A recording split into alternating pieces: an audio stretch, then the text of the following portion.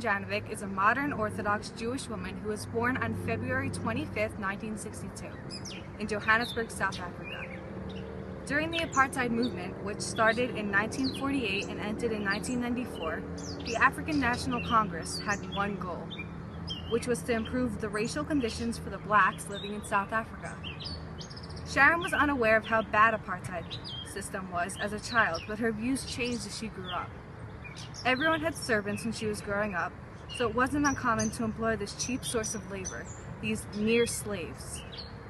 Her family had a cleaning lady, a maid, a cook, a gardener, a person to wash the car, and a person to take care of the pool. Scene 1 in the neighborhood park. One lovely afternoon in the park, Sharon, who was 14 years old at the time, was playing in the park with her friends. Suddenly, a police van pulled up at the park and a police officer started to round up several black maids, asking them for their passbooks for identification purposes. Watching with utter curiosity as the policeman threw the maids into the back of the van, Sharon walked up to a police officer and asked him why he was arresting them. Excuse me, young lady, your passbook.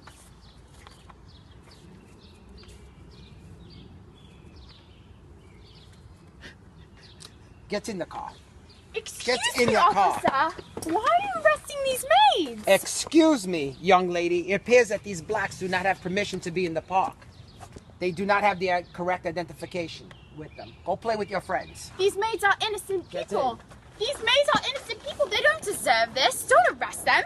Pardon me. Now No, you stop, get in stop, too. stop, no. Get in.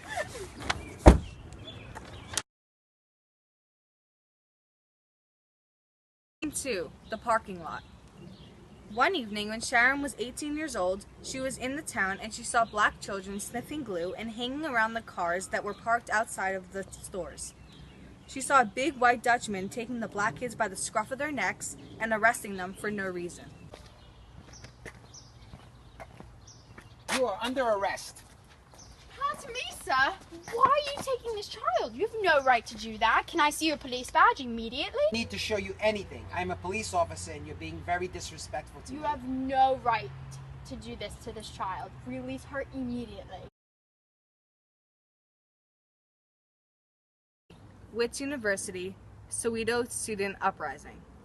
In 1976, students at Wits University protested and held up signs that read, "Down with Afrikaans" and "Bantu education, to hell with it." There were a lot of marches and anti-government protests at the universities in South Africa. During the Soweto riot, students from the universities were throwing stones at policemen who came onto the campus to quiet the crowd. They took whips and started whipping the black students as well as the white students. At this point, Sharon and her friends fled the scene of the riots in order to escape the violent police and protesting students.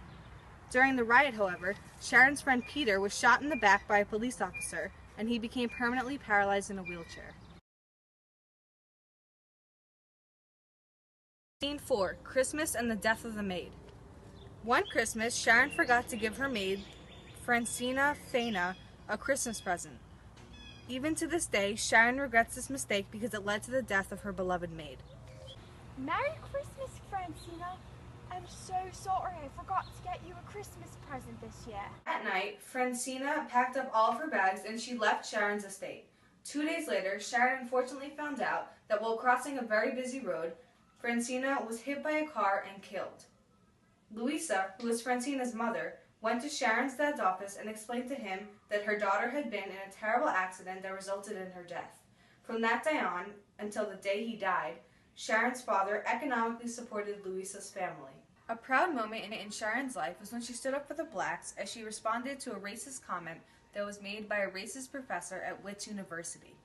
This racist comment was said during a time in South Africa when the apartheid system was still in full swing. The comment referenced the weakness in blacks around the world. This content cannot be shared due to its inappropriate language and content. I'm going to report you to the dean. That was entirely inappropriate and racist. This comment enraged Sharon to no end, but she felt powerless to change the voices of so many that echoed in the past. She also knew that she better keep quiet or risk being thrown out of school. The year that I left South Africa was in 1944, the year that Nelson Mandela came into power. One of the policies that Mandela made was that all mixed races and whites were allowed to vote for the first time in South African history. I really believe that Mandela was an amazing man. My family left South Africa because we were terrified that there was going to be a bloodbath because of all the anger of how poorly the blacks were treated for so long. When Mandela and the blacks took over, I thought that they were going to annihilate the whites. But Mandela didn't do that because he made a peaceful transition and he did his job very well. I always thought of Mandela as an amazing man with so much potential. I remember thinking that leaving South Africa was a very cowardly thing to do. It was so difficult for anyone to stand up or protest against the apartheid system. Today, I'm a proud Jewish American, and I witnessed firsthand a very significant historical event that took place in my homeland. The apartheid system was one of the worst forms of racial oppression in South Africa during my upbringing.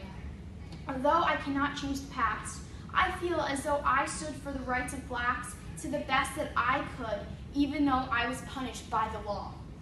It is very difficult for me to reconcile, however, how observant Jewish families could have participated in this horrible system, particularly when Jewishness is all about freedom and fairness for Jew and non-Jew alike.